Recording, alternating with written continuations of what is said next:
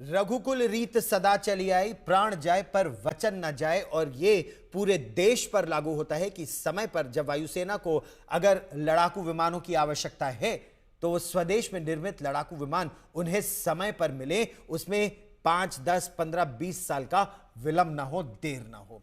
वैसे भारत के राष्ट्रीय सुरक्षा सलाहकार अजीत डोवाल ने भी कहा था कि अगर 1 और 26/11 हुआ तो पाकिस्तान बलूचिस्तान गंवा देगा।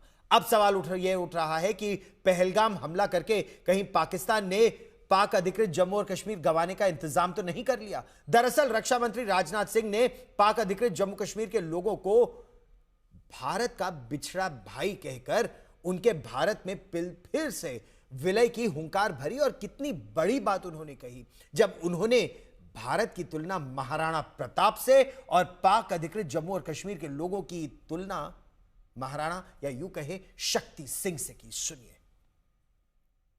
तब पंथ को छोड़ सुपथ पर स्वयं चला आएगा, मेरा ही भाई है मुझसे दूर कहां जाएगा। ऑपरेशन सिंदूर की पिक्चर अभी बाकी है, ये कह चुके रक्षा मंत्री राजनाथ सिंह ने इस बार महाराणा प्रताप और उनके भाई शक्ति सिंह की कहानी के जरिए पीओके को लेकर बड़ा संकेत दे दिया। रक्षा मंत्री ने साफ कर दिया कि ये पिक्चर पूरी तब होगी जब 1947 में बिछड़ा पीओके भारत के साथ मिल जाएगा। अब जब भी बात होगी केवल आतंकवाद पर बात होगी, पीओके पर बात होगी। पीओके में रहने वाले हमारे इन भाइयों की स्थिति कुछ ऐसी ही है जैसे वीर योद्धा महाराणा प्रताप के छोटे भाई शक्ति सिंह की थी। छोटे भाई शक्ति सिंह के अलग हो जाने पर भी बड़े भाई महाराणा प्रताप का विश्वास अपने छोटे भाई के प्रति बना रहता है और वह बड़े विश्वास के साथ कहते हैं कि तब पंथ को छोड़ सुपथ पर स्वयं चला आएगा, मेरा ही भाई है मुझसे दूर कहां जाएगा।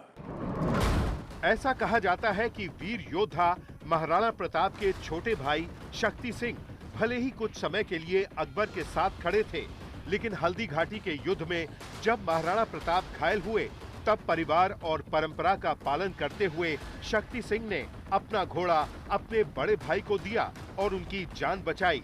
ऑपरेशन सिंदूर की कामयाबी के बाद जब पाकिस्तान डरा और घबराया हुआ है, बातचीत की गुहार लगा रहा है, तब भारत ने अपने अगले कदम का इशारा दे दिया है। 22 फरवरी 1994 को नरसिम्हा राव के नेतृत्व वाली कांग्रेस सरकार ने पीओके को लेकर सर्वसम्मति से प्रस्ताव पारित किया था। इस प्रस्ताव में दोहराया गया था कि जम्मू और कश्मीर का पूरा क्षेत्र, जिसमें पीओके भी शामिल है, भारत का अभिन्न अंग है। पाकिस्तान को भारत के इस हिस्से से अपने अवैध कब्जे को खाली करना चाहिए और पाकिस्तान कान खोलकर सुन ले कि जहां ये प्रस्ताव पत्थर की लकीर है, वहीं ऑपरेशन सिंदूर को लेकर प्रधानमंत्री मोदी का संकल्प भी अटल है। हर हिंदुस्तानी के दिल में है।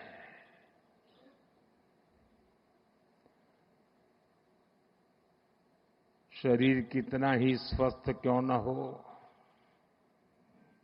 लेकिन अगर एक कांटा चुभता है